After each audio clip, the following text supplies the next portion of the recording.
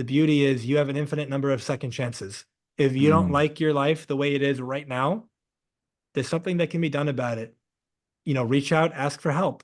If there is, you don't do that, a week goes by, a month goes by, and then you become aware again. I'm not happy.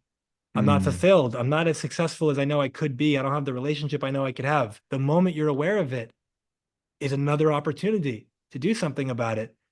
And I think that as long as we don't trap ourselves in this story, this is the way it's going to right, be. Nothing can be done about it. I guess I got to just accept it. right. There's so much fulfillment, happiness, peace of mind, and success by your own definition on the other Right. side of all those beliefs. Now it's just, are you willing to take it? Are you willing to ask for it? Are you willing to make it happen? And we said earlier, what's the difference? The average person, how they show up, and the person at the top of their game. Person at the top of their game chose to be there.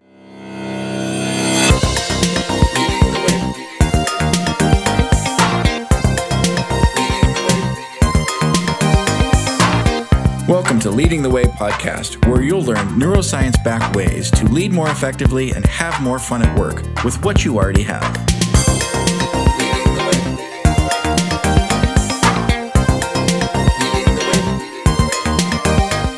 Hey there, it's Chris, and welcome to Leading the Way podcast and YouTube channel. I am so delighted that you tuned in. You're in for an absolute treat. We have a killer discussion ahead of us, wonderful discussion ahead of us. And I want to welcome Dr. Jamil Sayegh with us today. Dr. Jamil, thank you so much for being on Leading the Way.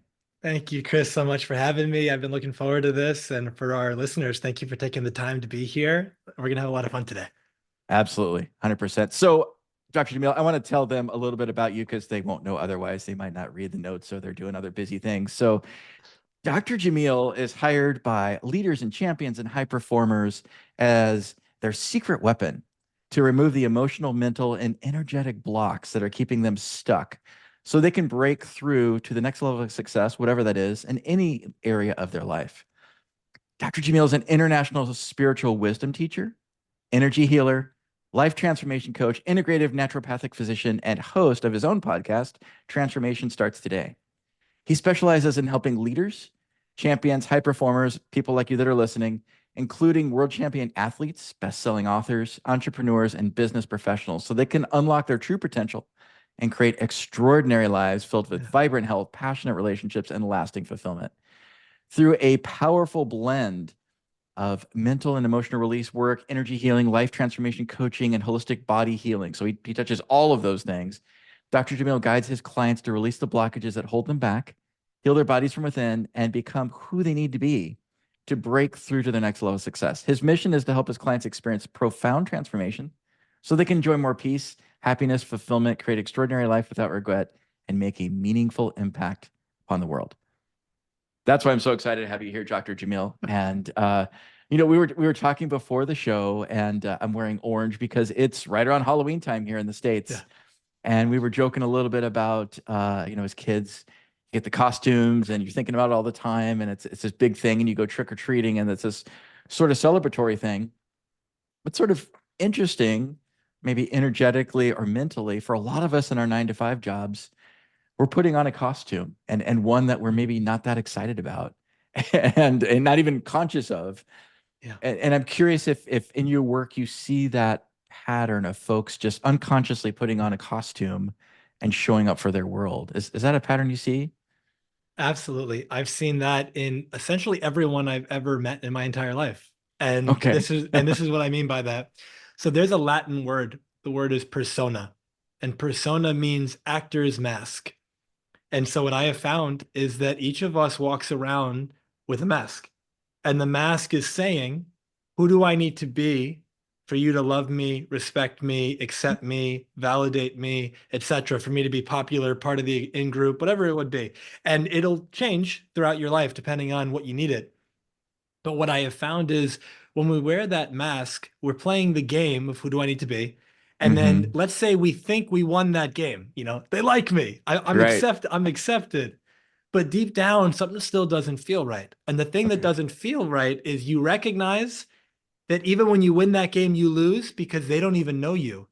They know Mm, who you're pretending to be. In Mm, relationship, this is so common. It's almost like a stereotypical kind of comment where it turns into you've changed. And the thing is, what I have found is more than likely two people came together, one or both were putting a front, they were wearing a mask, they were hmm. pretending to be who they thought the other one wanted. And then after enough time had passed, there's a level of comfortability where the person said, you know what? I'm done with pretending. I'm going to go back to just being me. But Right. that person never met you. So now that Right. person goes, who's this? Like, Right. I didn't sign up for this. You changed. And that idea of what could be possible for you if you said, I'm going to take the mask off, which requires a tremendous amount of courage, and I'm going Right. to choose to just let my authentic self be seen in the world. One of my favorite words is enthusiasm. And when you break down enthusiasm, it means entheos or antetheos. It's Greek. And it means the God within. And the Mm, idea is think of it like this divinity, this life force, the thing that makes you uniquely you. When you're shining enthusiastically, you're radiating that fullest expression of you out into the world. yeah. That's your charisma, that's the power, the juice, that's your magnetism, where the people Right. and the things and the experiences that you really want most, they come to you because what you're putting out is exactly what they're looking for. But if you're pretending, if you're just trying to fit in, if you're trying to be what you think other people want you to be, then you're never actually living your version of life. You're living other people's version of your life. And I have Right. found that gets us so in trouble. So to answer your question, yes, I found everyone I've ever worked with, especially, there's some mask, and usually it started in childhood. It's Mm, like I had to be a certain way to get the validation from my parents or my caregivers to be a good boy or a good girl, to do like whatever the story was. We have these behaviors that were installed early on, and that right. mask has been there. Interesting. Yeah. Interesting. I'm curious if it's, I mean, you're the expert here, so I'm really genuinely curious because I don't have the expertise you do. But I joke about in my book that we all sort of have these greatest hits that our reticular activating system has on high repeat, and Yep. usually they're not positive, right? Hmm. They're I suck or I'm not valued or I mean, Yep. right? They're not Yeah. happy hits Yeah. for a variety of reasons. Is it is it interrupting that pattern a bit in the work that you do, or Yeah. is it are there different Yeah. parts? Yeah. It's funny that I also refer to them as the greatest hits, so I Oh, love that. nice. I love that overlap. When I was a kid on TV, there'd be these commercials for these CDs, and like the one that comes to mind, it was a CD called Now, like now that's what I call music. Oh, right. Yeah, yeah, yeah. And I think there's like 100 of them. And I remember the first one. And every, year or 6 months, whatever, it would be like the 6 to 20 like most popular songs are like on this thing.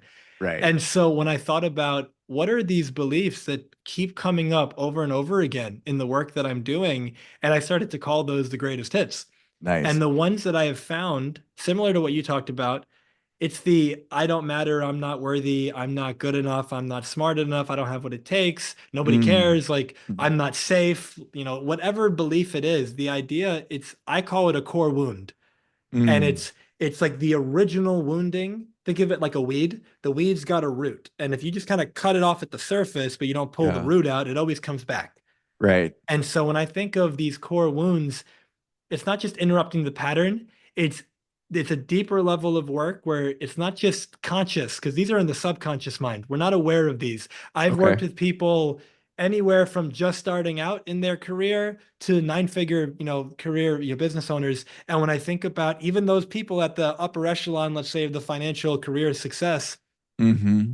they have all of these wounds too, Interesting. and it's still blocking so much of the success that they could be experiencing, whether in their personal or professional life. And so part of it is dive deep, find out where did it come from. I take them through a process to release it. And then there's a forgiveness process because this is a judgment that you had placed on yourself at some point. Mm. Every belief at one point was a decision. Okay. So for example, one of the ones you said, I suck. Right. At some point, you decided that was true at some Right. point, consciously or not.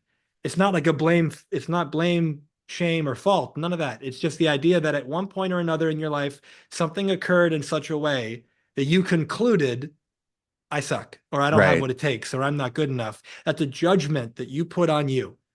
And Yeah. until that judgment is released, it becomes in a way like a programming, like Sure. using a computer metaphor. If Right. you have a computer, the computer can only do what it's programmed to do. Right. And if you want it to do something else, you need a new program. And Right. so in a similar way, if you've got these unserving, let's say, mental and emotional blocks, that's your programming. All actions stem from that. So I found most people focus on what actions can I take, or they focus on like the mindset side of it. Both are important. Without action, nothing happens. And Right. mindset, of course, is really important. But above mindset is your programming, because that's Mm. where the thoughts come from.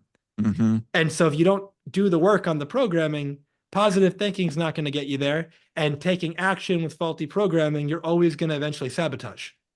Because Interesting. if I believe I'm not worth it, Right. then You're at going to some prove that point right. I'm going Yeah. to prove whatever. Yeah, exactly. Whatever I believe deep down is what I'm going to prove to be true. Wow. Wow. Yeah. I was thinking that as you're saying it too, it's almost like you've told your own personal chat GPT, and maybe this isn't a great example, but hey, go find me examples of I suck and make sure Yes. that those show up and I have lots of relationship with that.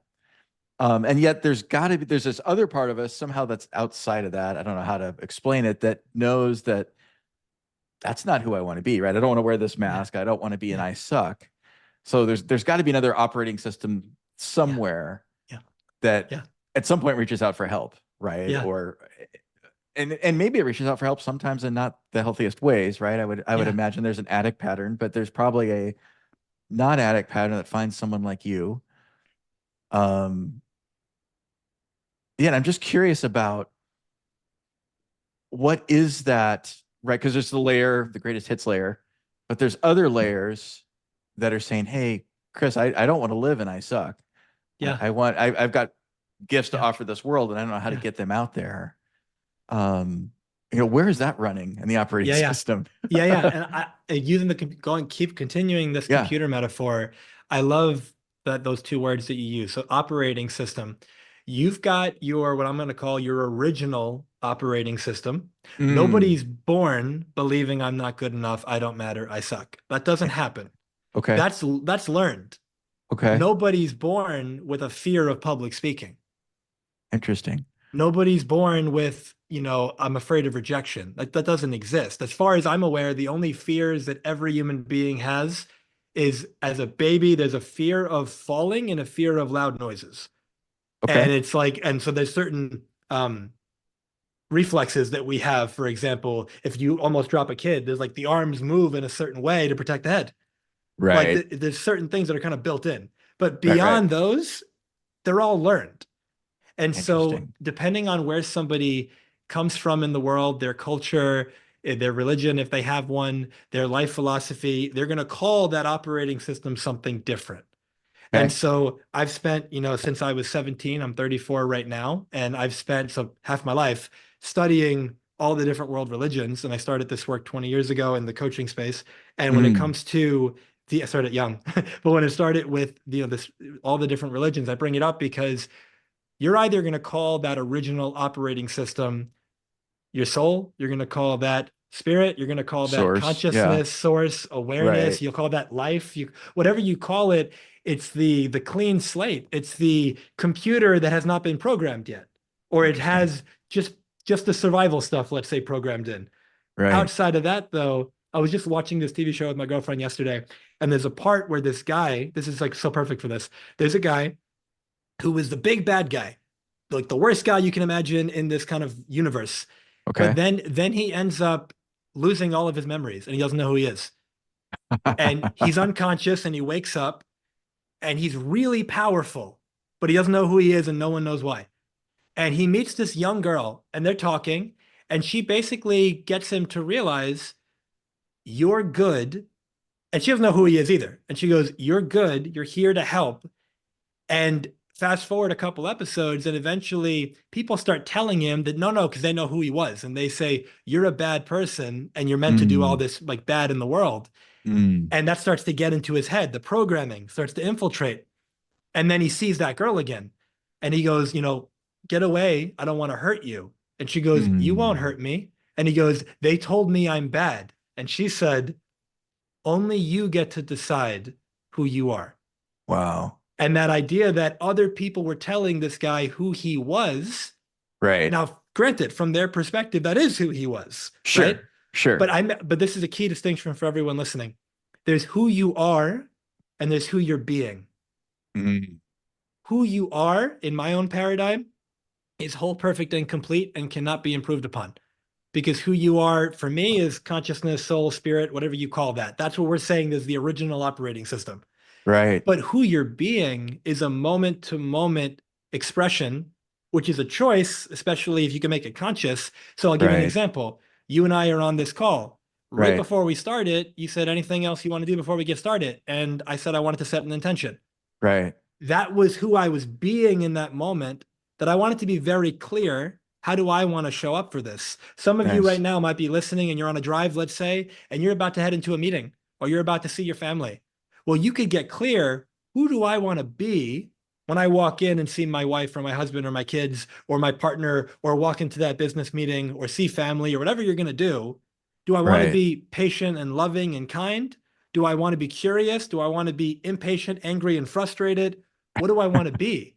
Right. And we laugh because it's like almost like who would choose some of those negative ones, We but we do would. it all the time. Right. Exactly. We do it all the time because we're unconscious of it, because we're not being Yeah. deliberate. So when I say this who I am and who Yeah. I'm being, who I am again can't be changed. Who I'm being is the mask. And who I'm Right. being is who I'm pretending to be. So with this Halloween metaphor we've got going on, Right. who who I am is the animating force, who I'm being is the costume. Right. And then the question is, well, what costume do I want to wear? And do I want to wear the costume that is the closest to the expression of who I really am? Do I want to Yeah. be the positive impact, the positive force in my family's life or my company or my country, the world, whatever? Right. Or do I want to be more in an unconscious space operating from fear and let fear and insecurity and pain and anger run the show?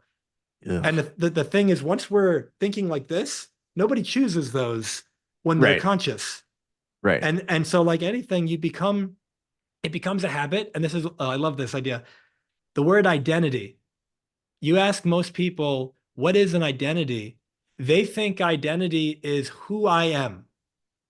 Huh. Now, and I call that BS, which is belief systems, right? Oh, nice. Nice. and, Okay. and so it could be the other thing too. And this is why.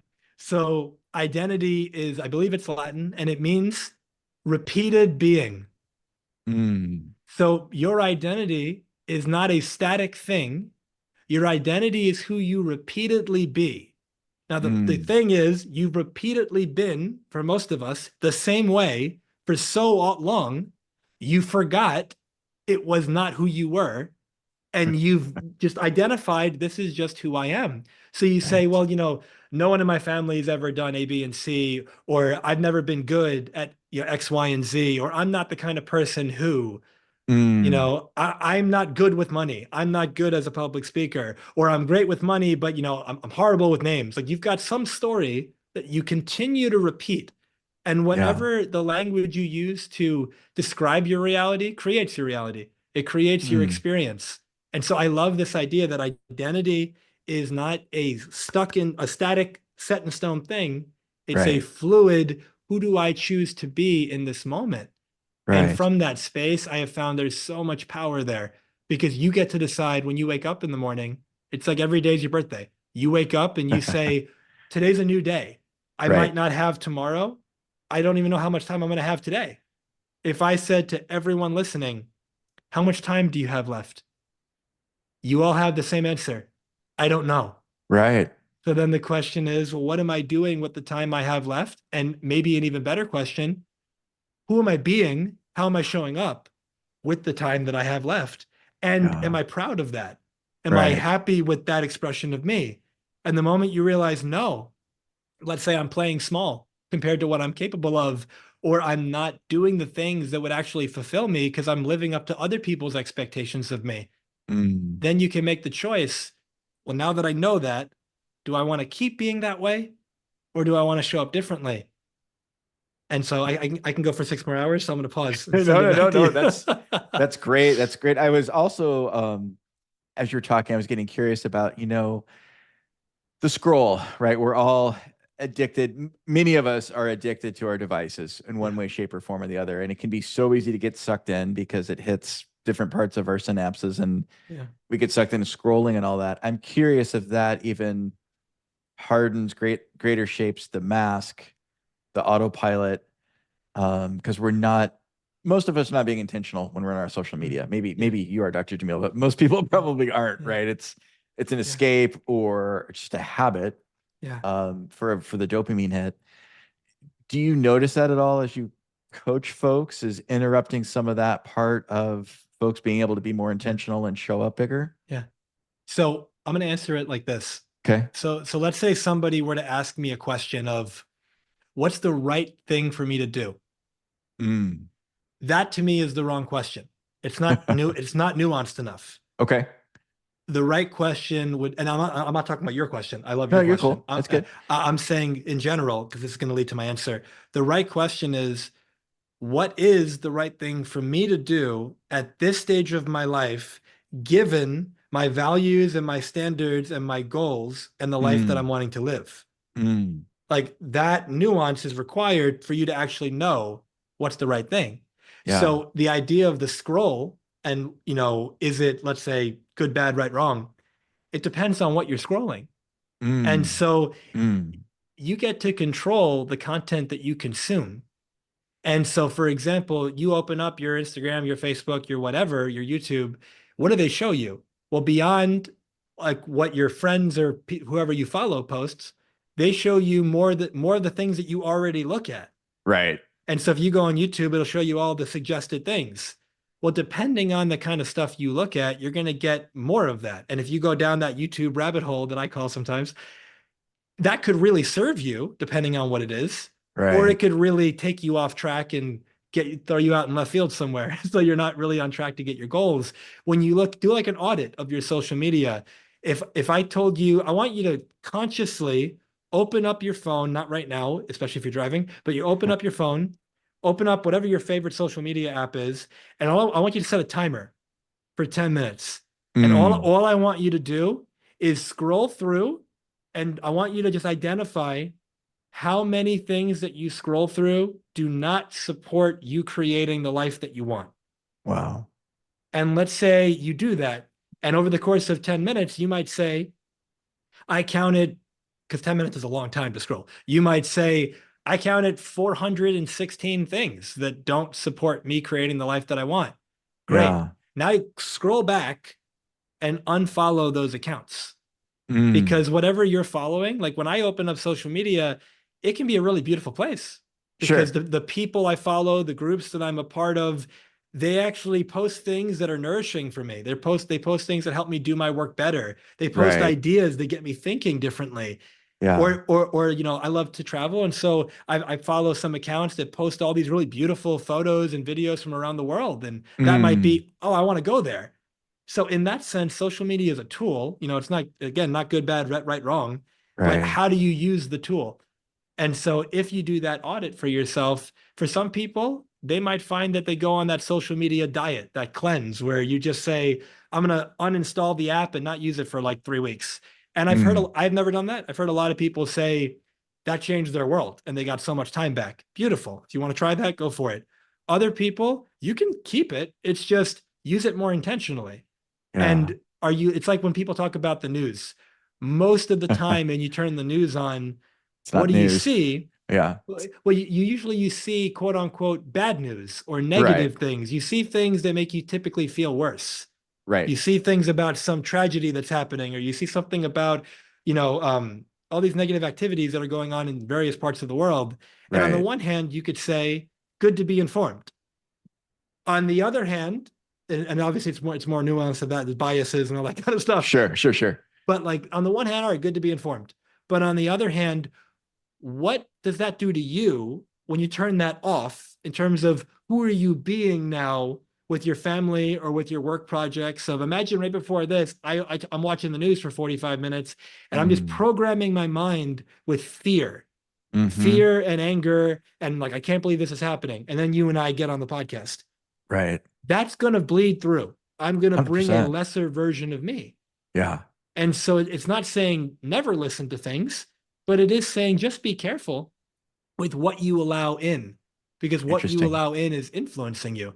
And in my mind, it's like we're being naive if we think it's not. Right. I had a friend in medical school who told me that for years he was very sad and very depressed and he didn't know why. And then one day it hit him because he loves music. And he told me, I realized all of these songs I was listening to pretty much on repeat, I never paid attention to the lyrics. And Mm, then when I finally started listening to the lyrics, they were the most depressing, sad type of right. songs you can imagine. And then when he stopped listening to them, he just brightened up and he got so much better. Yeah. Whatever you watch, listen to, it takes its toll on you after a while. So just stand watch of what you're letting in. Nice. Nice. I know you've served, for lack of a better word, I don't have the right words right this second, the A-list folks, the premium athletes and folks that have, you or I would say, hey, they look really successful, right? They've achieved, they're number one in their sport, or they're top in their earnings, or they look like they have all the trappings around them, the house and the Porsche and what have you. Do you see things unique about those sorts of clients that you serve? And let's call it the general population, general schmoes. Are there different patterns there? Or are they really sort of the Mm, similar things? They've got a block. You work them through, as you really eloquently said, the mm. roots of that and everything around it. Are they different or are they similar? I'm just curious. So it's not an for me, it's not an either or, it's a both end. Okay. Okay. So it's coming from a space of, first of all, people are people. Okay. I'm very intentional with my language. And the reason is because, like I said, the way we language things, that Yeah. creates our experience. And so Okay. I understand your question. And as a nuance for our listeners, if I call somebody an A-list person, what is Right. that typically saying about me? That Right. I'm not in that list. Or if Gotcha. I say, oh, that guy's a big deal, Right. what does that mean about me? It means I'm not as big of a deal. And Right. so it's being aware of where we use something called pedestalization, where we put somebody on a pedestal and we basically are saying, whether we're verbalizing it or not, they're better than me in a Mm, variety of ways. mm. Now notice that's different than you have, let's say, you're better skilled at something than I am. That's Sure. different. Sure. But when we pedestalize someone from through comparison, we're usually coming from a space of, this person is somehow like they're better than I am as a human being. Like they're better than me. But Right. when you bring somebody above you, the flip is also true. You put somebody below you Mm, because it's like a coin. There's two sides to it. So what ends up right. happening is, these people are better than me, but it's okay because I'm better than these people. Mm, And that's not a fun place to be, at least in my own estimation. And when right. you live in that place, you're in this never-ending egoic comparison cycle, and you're not going to experience peace. But what Right. if you said, we're all the same from a, let's say, value as an entity, as a soul, as a being, but Right. there's a difference between that and, let's say, the value you bring to the marketplace, Okay. right? Or there's a difference between your value as a person and the level of impact you have in the world for how many people you have that impact for. So I love the idea of, you can admire people, Right. but you're admiring their qualities that they embody. So let's say you might embody somebody's courage or their Mm, boldness to go out there, or you might admire their generosity. mm, But you're admiring that, but something to share with everybody, admiration is projection. That which you mm, admire in another, you can only recognize it because it already exists within you. It's just mm. that that person is actualizing it more than you have. So, for Wow. example, I'll give you an example. Right now, you and I are speaking English. Yes. Now, given that everyone is listening, it's probably going to be like multiple languages that are understood here. But for you and I, do you speak Japanese? No. No. I can say And Kamichiwa and that's yeah, about yeah, it. Yeah. yeah. So as an example, and I could have picked any language, but let's say Sure. Japanese. I don't speak it either. Now let's say I did. So I'm speaking English, you're tracking, and then I just go right into Japanese. Now what's going to happen is, you're going to go from understanding me to just hearing noise, Right. because without the using the computer metaphor, the software, the Right. program of Right. Japanese is not downloaded into you. Right. So because it doesn't exist in you, you Yeah. can't make sense of it out there. Wow. In a similar way, if you see me acting courageously and that stands out to you and you go, Mhm. wow, I love that guy's courage. That's like me speaking English and you understanding it. When you Mm, see the courage out there and you recognize it, you can only recognize it because you already have that program in you. Right. It's just that maybe you don't practice it as much.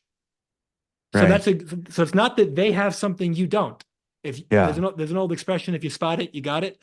If you can recognize it in another, it exists within you. And that goes both ways. You could see anger and jealousy over here. You're spotting it because you got it too. But it's Right. like, what do you practice? And so with that in mind, all that to be said, these people that I've worked with on both ends of the spectrum, first and foremost, they're the same in the sense that the human beings having a human experience. Or Okay. in my own paradigm, again, not everyone believes this, and that's cool. I believe we're spiritual beings having a human experience. And so, with that in mind, in that level, we're the same. Got Then it it. says, okay, now remember I said who you are versus who you're being? The difference is in who they be, meaning what's the Mm. level that you show up at.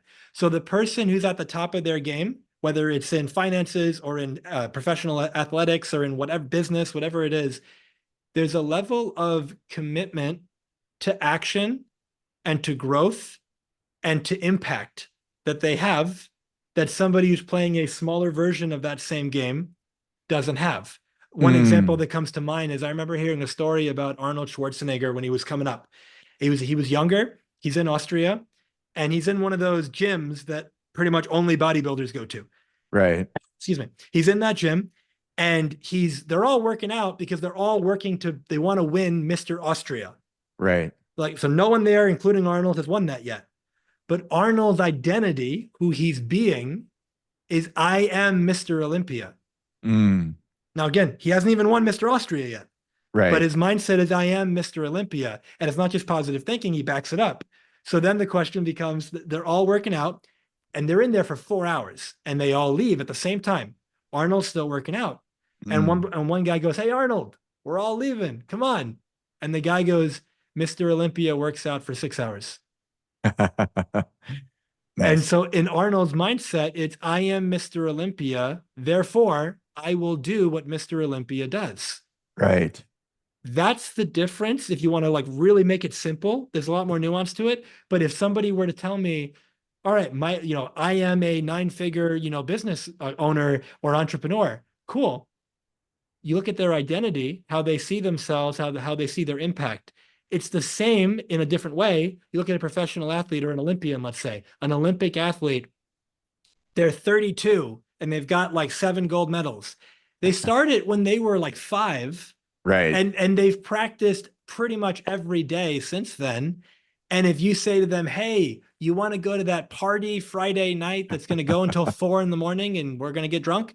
And they go, no, because I've got to practice in the pool at 7 in the morning or 6 in the morning. Right. And it's like they have an identity and they have a standard and they live up to it. But notice this though, it's not about like earlier when you mentioned my bio, and I choose to work with people who identify as a leader, a champion, and a high performer. That's different than they are in the sense that they're born that way because Mm. no one's born that way. If you say I was born that way, that means sometimes you might say, well, I wish I could be a high performer, but I don't have the genes. That doesn't exist. It's Interesting. a choice that you make moment to moment because everyone listening in some area of your life, you're an amazing leader, more than Mm. likely. In some Mm. area, you're a high performer. In some area, you're a champion. In other areas, not so much. Now, what's the difference? Your level of commitment in one area is not the same as it is in the other. Right. How you show up, how you identify in an empowering, positive way in one spot and a disempowering, limited way in the other. Mm. And then so sometimes it's as easy as just recognizing that and making the shift. Yeah. And sometimes it's not that easy because you got that programming going on and you don't have it in one area, you have it in the other. But to bring it all together, the people that I've seen that are succeeding by society standards at the highest Mm. level, they've got an identity that doesn't allow them to, for lack of a better word, slack off Right. or be less than what they know they're capable of. It's just that simple idea of like, I'm better than this. Like I'm capable of more than this. So when they hit that point where think of it like a financial thermostat, if any of our listeners are familiar with that metaphor, Sure. you got the financial thermostat, which is most people make around the same amount of money Mm-hmm. every year. And if it goes up, it doesn't go up like doesn't like triple usually. It usually goes up by like 5% or 10% or something like that. Right. And so if you're making around the same amount of money, that becomes your financial thermostat. That's your set point. Then what happens if you have a year where you're like 40% below that? Well, you're freaking out. You're going, no, no, what's going on here? Like, I know I'm capable of more. So then you pick it back up and you find a way to get back to it. But then what happens if you overshoot it and now you start making more?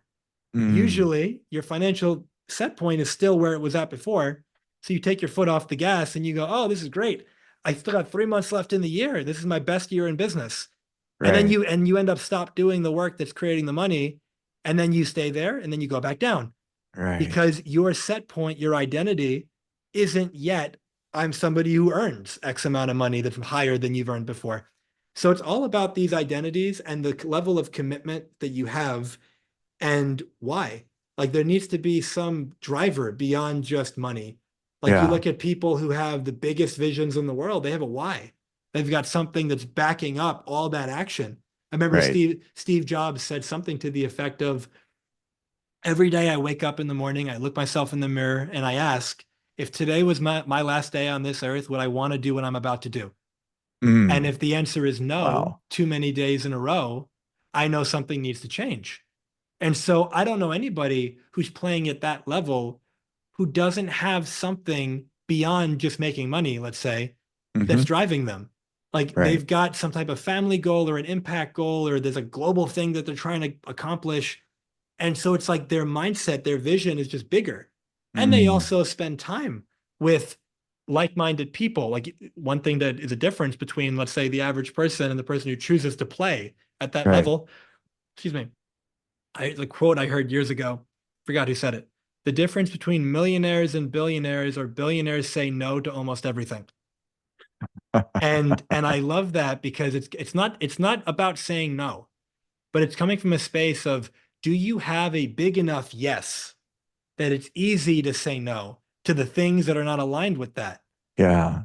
A lot of people who you'd call, let's say, average, they have this people pleasing tendency. And so Hmm. they'll have this, they think no is a bad word. And so they're Hmm. afraid to say no. They don't want to offend someone. They don't want to hurt anyone's feelings. They don't want to be like lose any. I want people to like me. So they say yes to things that they don't want to do. They say Right. yes to things that are not in alignment with the life that they want to create.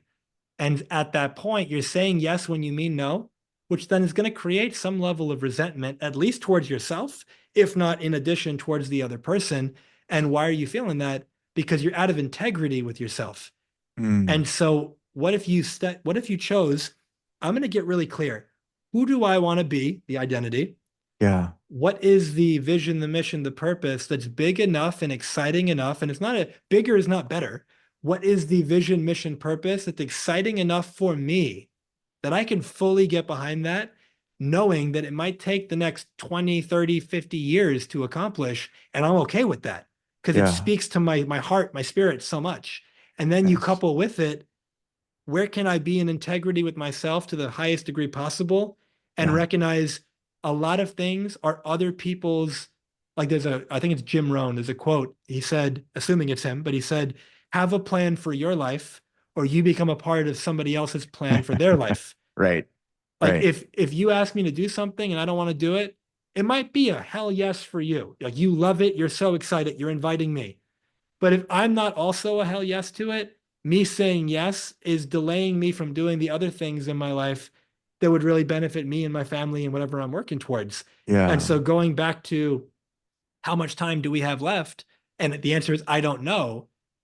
Are you, once you know that, are you actually going to spend whatever that remaining time is doing things that are not in alignment, that don't bring you joy, and that Mm, think it like you have return on investment? Usually people think of that financially, but yep. there's also the return on time invested. And so you're investing your time, your life force. You only get so much using the visual like an hourglass. You turn it Right. around and the sand's going. You can't Right. stop that. So here you are doing something, check in. I tell clients all the time, these high performing individuals that choose to show up that way, oftentimes they think if I slow down, I'm going to lose momentum and I'm going to like lose all the results and everything.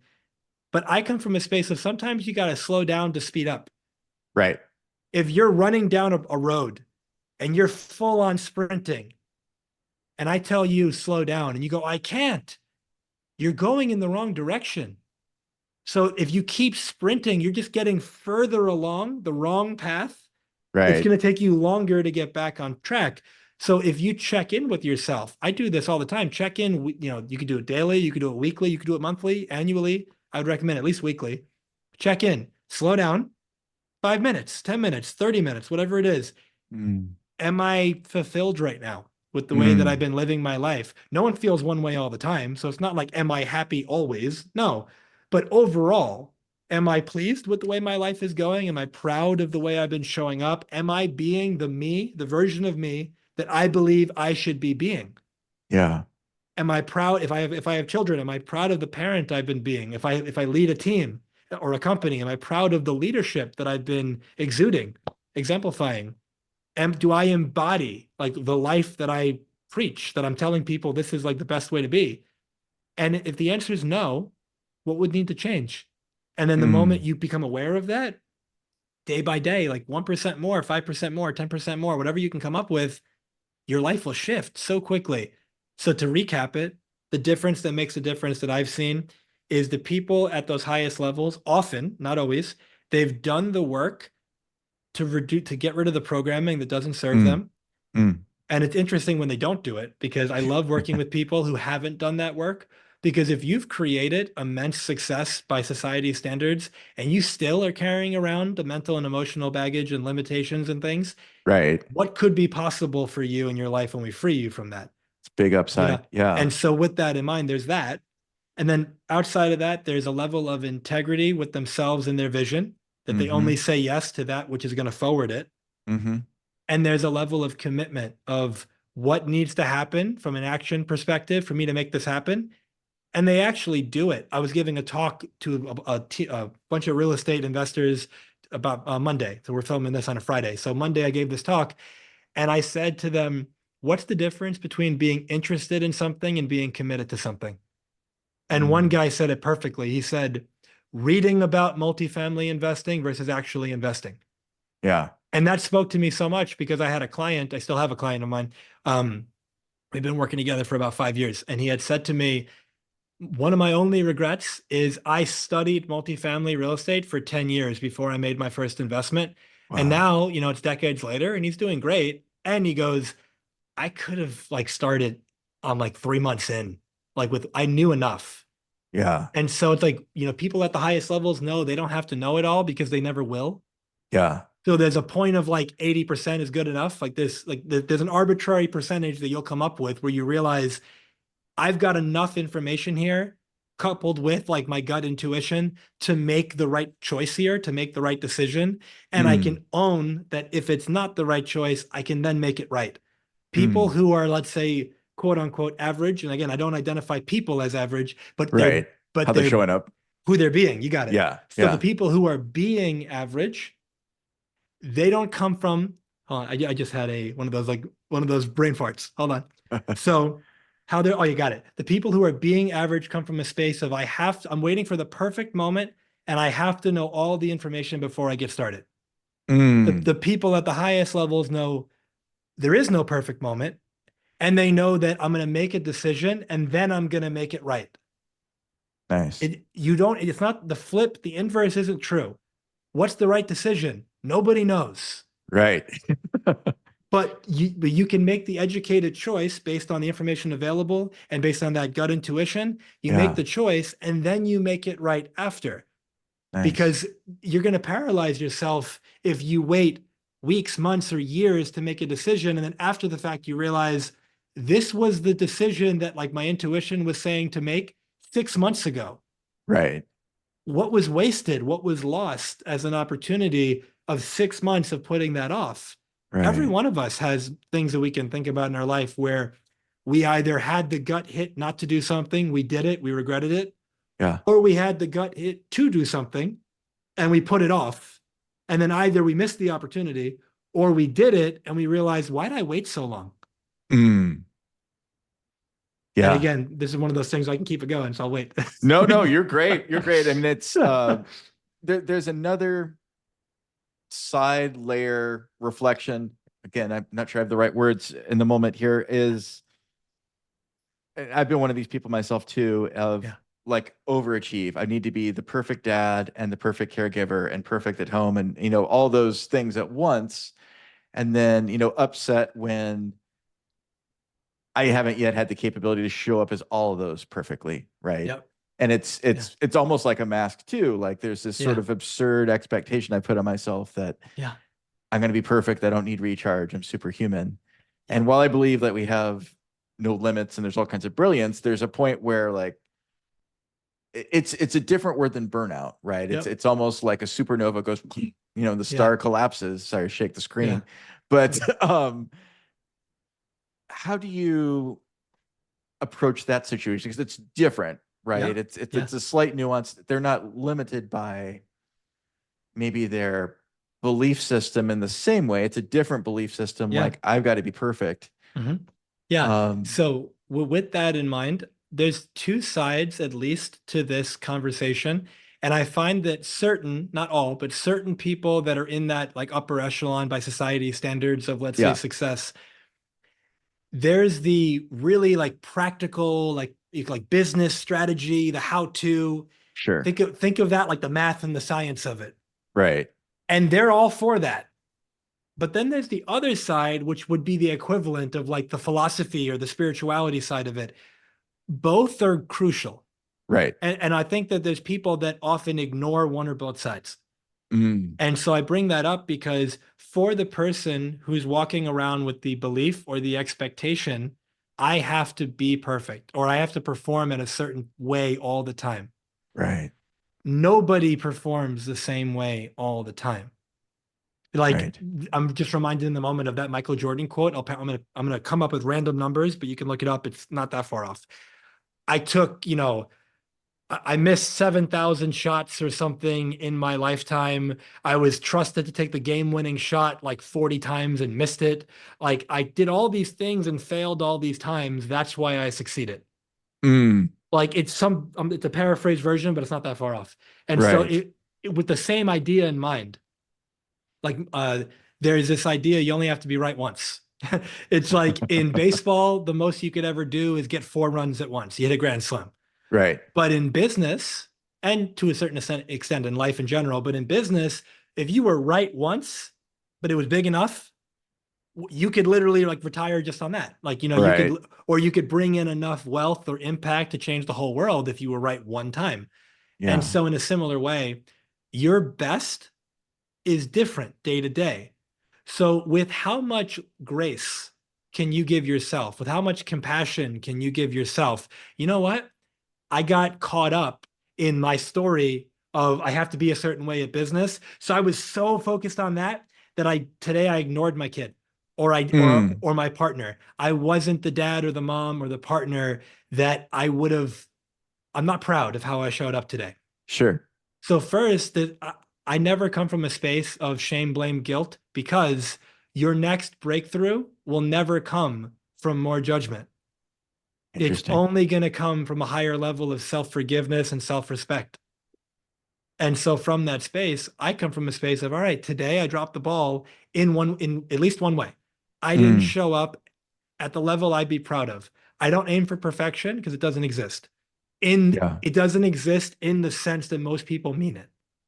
Got it. Because perfect, by at least a certain definition, means done. It means Right. finished. It means complete. Right. But everything is a process. There's like Right. from a linguistic perspective, you could playfully say there's no such thing as a noun Mm, because a noun is a person, place, thing, or idea. But the mm, thing is that if I like right now visually, I hold up my hand, let's say, mm-hmm. and I say, "What's this?" And you go, "That's my hand." And I go, "Well, what's a hand?" And using from the perspective of like, a noun, a verb, you go, "It's a noun." Cool. So this is a static, unchanging thing, right? It's just Yeah. and you go, "Yeah."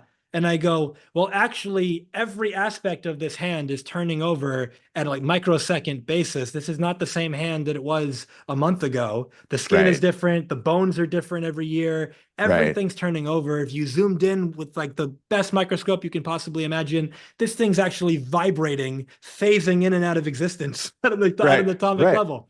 So all that to be said, everything's a verb. Everything's in Gotcha. action. Everything's moving. Everything's a process, Yeah. including you. So who I'm being changes moment to moment to moment. So the more whatever you practice, you get good at. If I practice, let's say, think about like this: who learns how to ride a bike faster? The person who rides the bike, falls down really quick, thinks about what did I do wrong, gets back and keeps doing that, or the Right. person who rides the bike, falls down, and then like just bashes themselves for 20 minutes with verbal abuse about how dumb they are for not being able to ride this bike. Right. Who learns how to ride the bike faster? The one that falls down and keeps going. Yeah. Yeah. Now, Right. why? Because they practiced, whether they were conscious or not of this, who they practice being is like being the eternal student, essentially. I'm Mm. I don't know how to ride a bike. So of course I'm gonna fall. I'm not expecting perfection. I'm expecting to fall. And I'm Mm. also expecting to fall less the more I do it. Mm-hmm. And then eventually I know how to ride a bike. And then Right. most of the time, unless you're doing like crazy things, you don't fall anymore.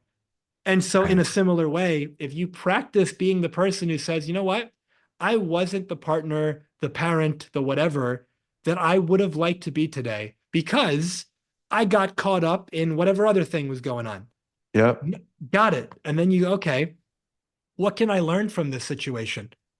And then you might say, well, I can learn that I need to manage my time or my energy better in these situations, or I have to just remind myself in the moment, like, my son's only going to be 10 once, or Right. like whatever story you're going to remind yourself of, or how Right. much time do I have left with my partner that I love so much? I don't know. Great. So do I want to rush through this dinner that we're sharing right now because I have a phone call to make? Or do I Right. want to really be present?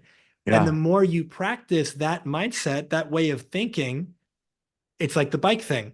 The more you show up as that version of you want to be, because Yeah. it how that repeated being, that identity has now become for you, I'm the kind of parent who, I'm the kind of partner who shows up in a certain way. And Yeah. so all that to be said, what if you could just practice that level of grace, compassion, and forgiveness for yourself? Stop expecting perfection because you're only going to be upset at yourself because you'll have moments or days where you go, I crushed it today. Today was amazing. Can't wait Right. to do it again tomorrow.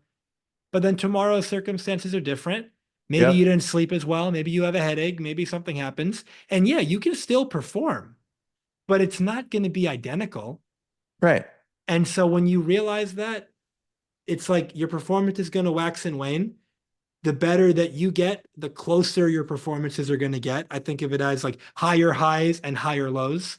Right. You know, The you're, grouping's better. Yeah. yeah, the grouping is better. So from that space, you'll have good performance. But again, the best play, like in baseball, if your lifetime average is 3 out of 10, I'm pretty sure that gets you into the Hall of Fame. Oh, big time. Yeah. In school, if you lifetime average 3 out of 10, you fail out. Right. Right. And so it's like, 3, 4 out of 10, you're in the Hall of Fame. 5 out of 10, you're a legend. Yeah. And it's like, but that means 5 times you struck out. Right. And so from that space, why are you expecting this 10 out of 10 perfection when that doesn't exist anywhere else? Right. And so we just have these expectations, and this is where the blocks come in. Why do I have that expectation of myself? Yeah. And it might be when you were, and I've seen this, I've seen this with people that are at the top of their game in their career, financially, whatever. And it's like, well, I have to be this way. Well, why? And then you go all the way down the line and you find out when they were a kid, it's like if they weren't perfect, something bad happened to them, Right. whatever it was. And so they had to be a certain way. Or one client of mine, he says his goal when he first hired me, I want to be the number one real estate broker in the country. And I was like, beautiful goal. Tell me about that. We kept talking, we kept talking. And I'm like, well, why do you want that? And he gave Mm. me an answer, and intuitively, it just didn't feel like the right answer. I knew Yeah. that there was something deeper, and I kept asking. And eventually, he starts crying. And visually, this is the kind of guy that doesn't look like he's going to cry. And he Right. starts crying. And I say, would you like to share with me? Like, what's coming up for you? And he goes, I never realized this. And he said, the reason why I want to be number one is because if I'm number one, maybe my father will finally tell me that he loves Mm. me. Wow. And the reason is because when he was a kid, his younger sister, 3 years younger than him, she's, in his words, she's daddy's little princess and she's perfect the way she is. And she gets all the love, all the attention. For him, Mm. if he's not the star athlete and the straight A student, no attention. If he is, Wow. he gets the good job. And so in his mind, success and achievement equates to love. Right. And so that's his pattern, that's his program. And then he seeks that out the rest of his life. Mm. Somebody else, their parents had an abusive relationship, or there was a divorce, or there was a something, and they've got a program or a pattern, and then they usually play that out in their Mm. relationships Mm. until they break the pattern. And so it's like, look at your life and look at what are the themes? What are the things that keep recurring? What's the I have to be a certain way, and or I keep attracting the same kind of relationship, or I never seem to make more than a certain amount of money, or I keep running into a certain problem, I keep having high turnover with my team, or I keep having whatever. These Yeah. themes are pointing to you what the problem is. But most of Right. us, we don't slow down enough to see it. So we just keep Yep. rushing through. Oh, we lost somebody, hire somebody else. The relationship didn't work. Let's jump back into another one. I'm not making the money. Let me keep investing to try to figure it out. Like, and we're not getting to the root of it, even though we're well intended. Mm. So true. And I think also, and just speaking for myself, but I've friends and family have done this too, so I'm sure it's a pattern. There can be the I'm just going to give up, Yeah. right? And we certainly don't need to do that, but I've seen that pattern in my own life and with others too. It was like, oh, that's just not going to happen for me. Yeah. And sometimes that's a coping mechanism to get you through a hard time, right? And then you Yeah. can shift and go, oh, okay, that Yeah. wasn't true.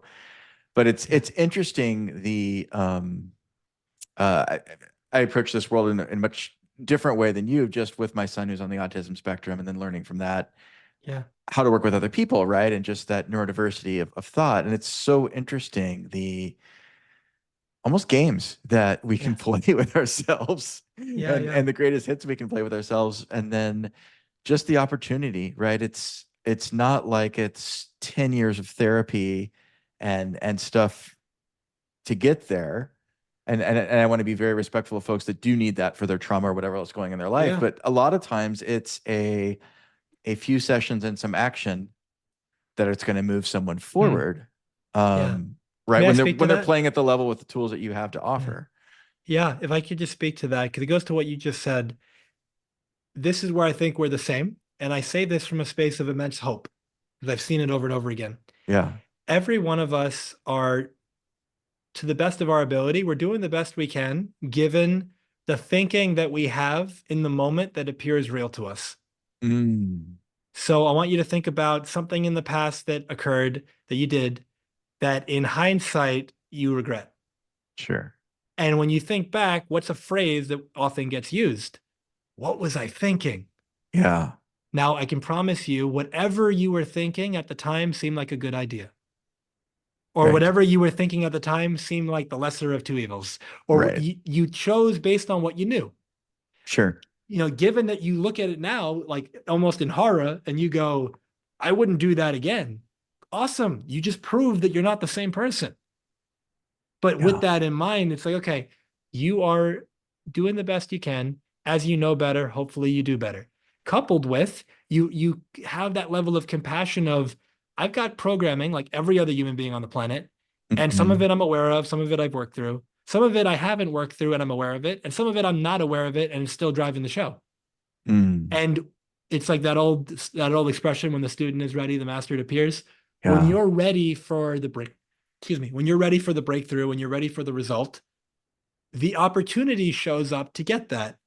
And then, but Mm, it's your job then to walk through. If I mm, if I tell you, Chris, you know, no, not even that. If I imagine I just said out loud over and over again, I just really want to like be on a podcast. I just really want to be on a podcast. And then you reach out to me, hey Jamil, you want to be on my podcast? But then I get scared and I say, oh my God, mm, but people are going to listen to this. And what if I don't sound good? And what about this? And what about that? And then I say, oh, Chris, something came up. I can't make it. So I right. say, no, life heard me. I want to be on a podcast. Presents the opportunity, either directly, in this case, to be on one, or, the work that would be required to be on one, either way. Sure. But then it's my job to say yes. It's my job to choose it. Mm, And when we have that level of compassion for ourselves and forgiveness and grace and say, okay, I just like you wouldn't expect your son to be perfect because nobody is, right. regardless of any condition that somebody might have. I wouldn't expect anyone to be perfect, and I think expecting ourselves to be perfect is setting ourselves up to fail.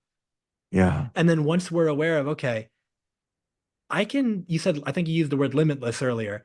I think that every one of us is limitless in the sense that you're limited by the stories that you tell yourself about yourself. Mm-hmm. You're Mm-hmm. limited by the stories you tell about what you believe is possible. Yeah. So if I tell you something's impossible and then I tell you to go try to do it, because I've planted the seed that it's impossible, assuming you believed it, Right. you might try for a bit. And if Yeah. you're really like, focused, you might really try to get it. But at some point, it's really hard and you're failing at it. And then you quit. But you quit Yeah. but you'll justify it by saying, but nobody could do this. It's impossible. Mm. But now let's say a flip. This is a true story. There was a group of students, I believe, at a university, and they were given a math problem that no one in the world had ever figured out. It was considered impossible to solve. Right. And they were given the problem by their professor, but he didn't tell them that. He just Nice. told them, Yep. there's only a handful of people in the world that have solved this. Yeah. It's really challenging, but I know you guys can do it because you guys are among the best in the world at what you do. So if they can do it, you can do it. And they took that because that was their identity. Like, Right. and then so now they kept working at it and they weren't getting it and they were getting frustrated, but they knew other Yeah. people have done this. And eventually they solved it and they were the first Yeah. people to ever solve it. And then they found out, oh, by the way, no, congratulations, no one's ever solved this. Yeah. Now, what was the difference? Einstein's got a quote, something to the extent of, I'm not smarter than the ordinary man. I just stay with problems far longer than most Yeah. people do. Yeah. So in a similar way, the person who says it's impossible doesn't stay with it long enough to pull it off. The Right. person who realizes this is going to be challenging, but like if it can be done, I will find a way. Totally. They're going to figure it out eventually. Yep. And so everyone is listening, you've created some immense success for yourself in whether at personal, professional, both. Celebrate that. Like Yeah. honor yourself. That I often come from a space of thinking, look at your life as it's lived right now. There's Mm-hmm. either a job, a business, a team, a partner, a child, something in your health, your fitness. There's something that's in your life right now that 3, 5, 10 years ago was a dream. Right. Literally means you're living the dream of past you right now. Nice. And yet you're discounting it, you're forgetting it, and you're comparing yourself to future you, saying, I don't have it yet. And then you're beating yourself up for it. Right.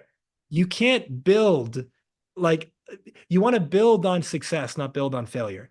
And so with that in mind, like learn from your failure, but Yeah. building on failure in this case is like building on shame, blame, and guilt. No, we want to build on look at your life first. Let's celebrate you, Yeah. not from a place of becoming complacent, but from a place of just like let's honor the work that I've done up until this point. That maybe I have the fitness or the health that I was wanting. Maybe if I have diabetes, it's better controlled than it was before. Mm-hmm. Maybe I wanted to read more and I'm doing that. Maybe I wanted to be on a podcast, start a podcast. I'm doing that. I Right. wasn't in a relationship. Now I am. I wasn't Yep. married. Now I am. I didn't have a kid. Now I do. Our relationship was poor and now it's great. Like Yeah. whatever it is, honor that first. Okay. Then from that space, check in. What's that life that I'm wanting to live? Is the life trajectory I'm on right now going to get me there? Am I on the right road? Do I want to be doing this for the next chapter of my life going forward? If the answer is yes, wonderful. How do I want to do it? Like in Yeah. what way? What's the day to day, week to week, month to month look like? And start taking control of your calendar, start taking control of your day. You can create a life that you want for yourself and it doesn't need to be hard. I remember like I take my clients through a process called masterpiece average day. And meaning, I just share it with people. I want you to come up with a list of what would be your masterpiece average day. And this is what I mean by that. I use the word average very intentionally because if I just say masterpiece day, you're going to Mm-hmm. come up with something that more than likely you can't live that day that often. Right. But if I say your masterpiece average day, well, when would you wake up? When would you go to sleep? Who would you spend your time with? What kind of actions would you take when you're working and when you're not working? Yeah. And what would you consume content wise? Would you read something, watch something? Would you spend time with your kids, with family? Would you go networking? Like, what would you do? Mm. And when you write it down, it's amazing that if I say, okay, like if your life was on the line or someone that you really cared about was on the line, Yeah. could you find a way to incorporate that day at least 2 times a week? Mm. And then you'll probably go, well, yeah, I could do that. Right. How hard would it be? So it wouldn't be that hard at all. I just have to schedule it. Cool. Could you do it 3 times a week, 4 times a week? And eventually you practice it and you realize you could live it every day. Nice. But until you're conscious about it, you live that day maybe once a year, a couple times a year, but it happens by accident. Right. And so when we slow down and get clear, like I hope everyone listening has all the time they want left in this life. And Yeah. because we don't know, let's again build on the celebration of what you've already done. Let's have the self-awareness to make sure that you're on the path that fulfills you and that you want to do, expecting that it'll probably take years or decades, and Right. and being okay with that. And then knowing what's the sacrifice. Everything requires sacrifice. So me being Yeah. on the podcast with you is me not doing something else. Right. You being on here with me is not doing something else. People listening to this conversation, they're not listening to something else. Right. And so, what is the sacrifice of time, energy, money, resources, people that I'm not going to spend time with that I'm going to need a sacrifice to make this dream, vision, mission come true? Mm. Am I okay with that? Am I willing to pay that price? And if the answer is no, then either you got to change your dream Right. or you have to find a way to be okay with it. But it's so much easier to make the sacrifice when you go into it knowing what it is Yeah. versus it ends up shocking you that you're going to have to make the sacrifice 6 months into it, a year into it. Right. And then with all that being said, then you get to that programming idea of, okay, what if it were possible that I do have some limiting beliefs, some that I'm aware of and some that I'm not aware of that are limiting my communication, limiting Mm. my ability to put myself out in public, maybe at the best way Mm. I could, limiting my ability to create wealth or manage wealth, limiting Yeah. my ability in my relationship to express myself. There's a guy I was just speaking to recently, and he's potentially going to become a client. And he was telling me about he's very successful in his career. And he says, my whole life I've had the biggest temper. Mm. And like anger is what's driving him. Okay. And it almost has his relationship. He's like, I love my partner. She's amazing. And I've almost ruined my relationship like 4 times already in the last 6 months because of my Mm. temper. Mm. And he goes, you think you could help me like get better control of it? And I said, if you're open to it, I can help you do more than that. And he goes, what do you mean? I said, how about we get rid of it? Nice. And he's like, can we do that? And it's like, yeah. But just through the conversation, we figured out that temper has served him ever since he was a kid. He used it in athletics to win in sports competitions. He Sure. used it in all these things. And so his programming, which worked for a lot of things, is now messing him up. He's blown business deals because his temper. He's cursed at people. He's done all Right. these things. And so you sit there, and that's one example of where do I have programming going on that's not serving me? And what Yeah. if I could actually let that go? And the unlock could open up so much for me. I tell clients all the time, take your 10-year goal and let's make it real in 10 months. Mm. Why wait 10 years of your life? You don't have that many decades. Right. Regardless of how long you live, at best you're going to have like 12 of them. But more than Right. likely you have like 7 or 8. And so with Right. that in mind, why make it take longer than it needs to? I think one of the Mm. most expensive beliefs anyone could ever hold is I have to do it all myself. Oof. Yeah. In business, there's people listening who have a hard time delegating. Yeah. Why? Because they don't want to let go of control. Right. And so it's like I have to control it. No one can do it better than I can. It's like, yeah, but what's the cost of that? Right. Your dream takes so much longer to manifest if it even does. And you get frustrated because you're doing all these things that aren't your zone of genius. When Right. someone else you could partner with, they could do it. And so Yep. there's all these moving pieces. And just as I throw it back to you, I want people to just know I've seen literal miracles happen in people's lives. And I define that as something you thought was impossible. Mm. And on the flip side of the work, you go, it's happening. And I didn't think this could happen. Yeah. One client of mine, we worked together for 13 months. And when he hired me, it was for business reasons. But then it turned out his relationship with his wife was pretty much non-existent. It was falling apart. There was no passion. He wasn't happy. Mm. And he recognized that in a way, he chose to be with this type of person because he didn't want to be like his mom, Mm. right? He didn't want to be like someone with his mom. And so then he didn't have the relationship with his kids that he wanted.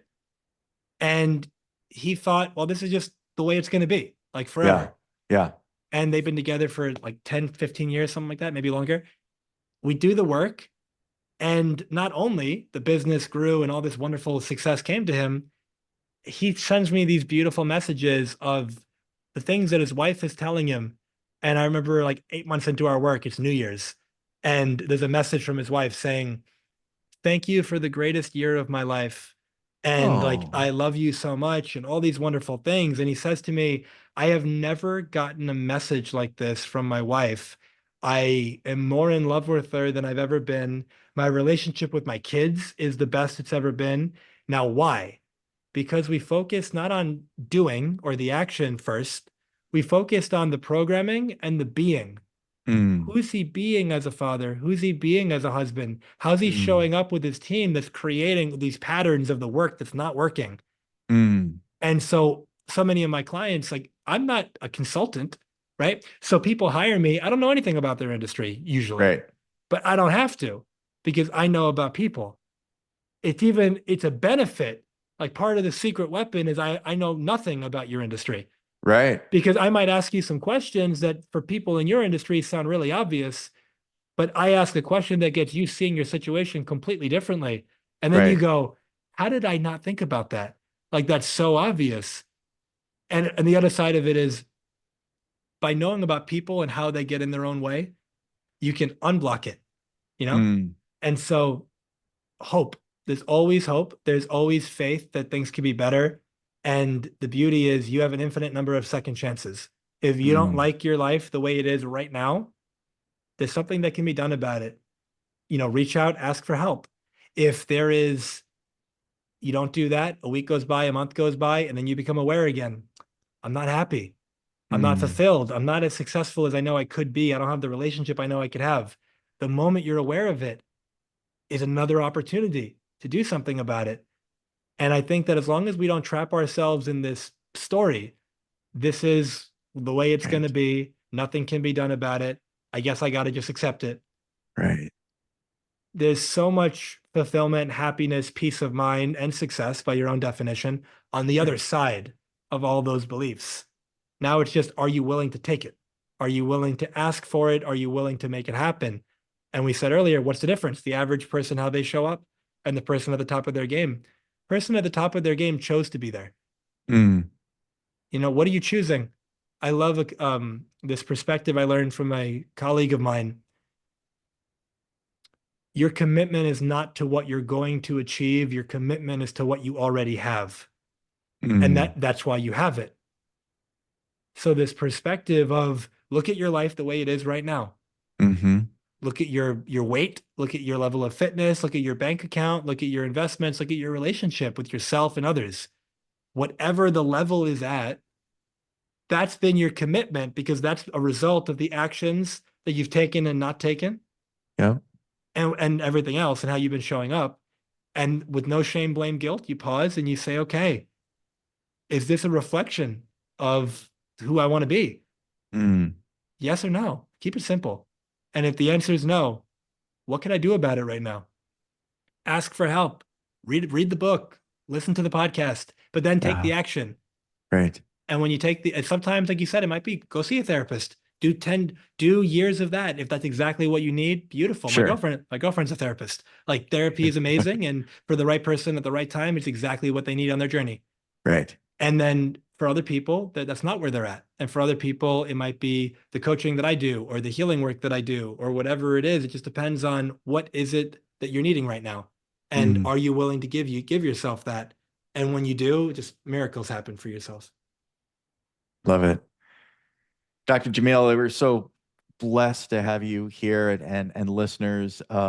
This is something I encourage you to take in and also share with a friend, right? There's probably a dozen people that would benefit from just unleashing their brilliance that much more, right? Yeah. And serving the world that much more. So I absolutely encourage you to do that. Yes, I would love you to subscribe and all that wonderful stuff for the algorithm, but more Yeah. importantly, I'd rather you share it with a friend that you care about Yeah. and have positive impact on them. Yeah. Dr. Jamil, for folks hearing this that are maybe leaders or champions or athletes, what's the best way for them to engage with you?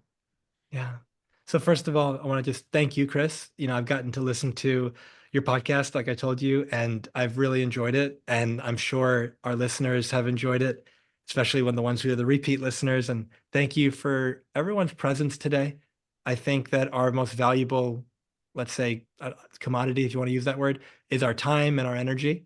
Mm, And there's life force that you invested to be here. And I strongly encourage each of you, don't waste that. Whatever you took from this could have been one thing, could have been 15 things. There's actions that occur to you that to take, whatever those are, do that. yeah. And it's like you already invested your energy, your time to be here. Get a reward from it. Like get something from it as a result of change your life. Check in with yourself before you go home today. How do I want to be, excuse me, when I walk in with my family? Mm, You're about to go to work today, you got a meeting, you got a big thing. How do I want to show up for that? What kind of leader?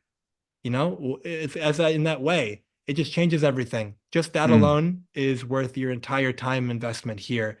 And again, thank you so much for having me. If anyone's interested in connecting, first I mentioned earlier that or you mentioned actually that I have a podcast and that's Transformation Starts Today.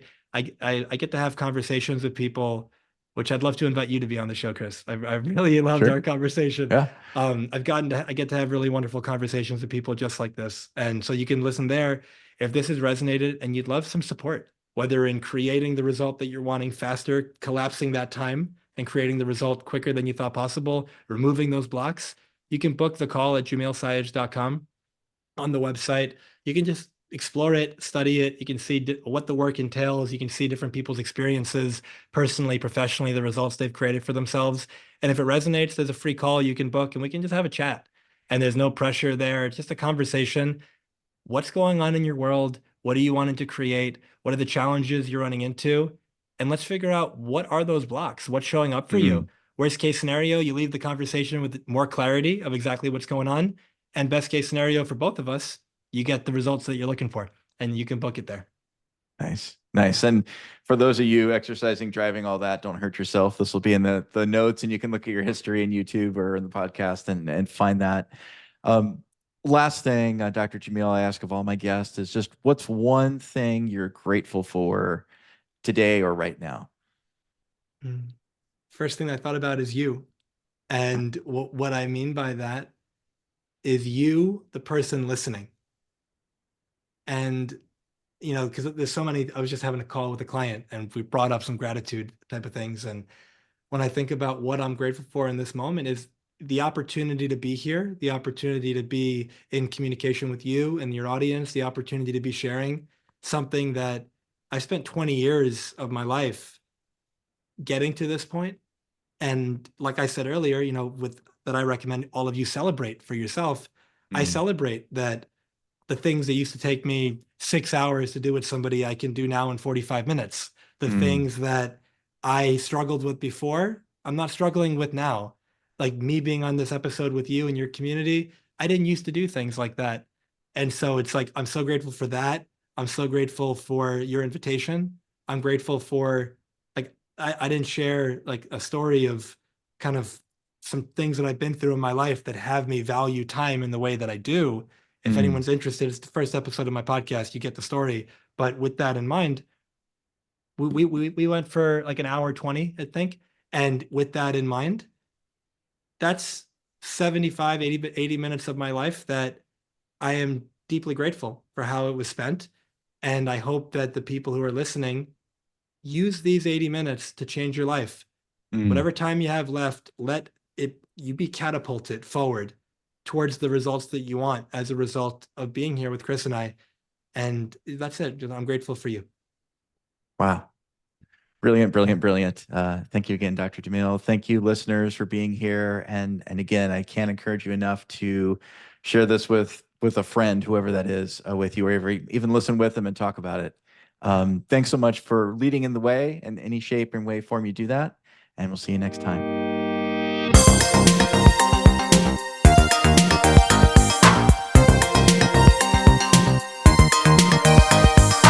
Thank you for listening to Leading the Way podcast. Be sure to like and subscribe so you won't miss other great episodes like this one.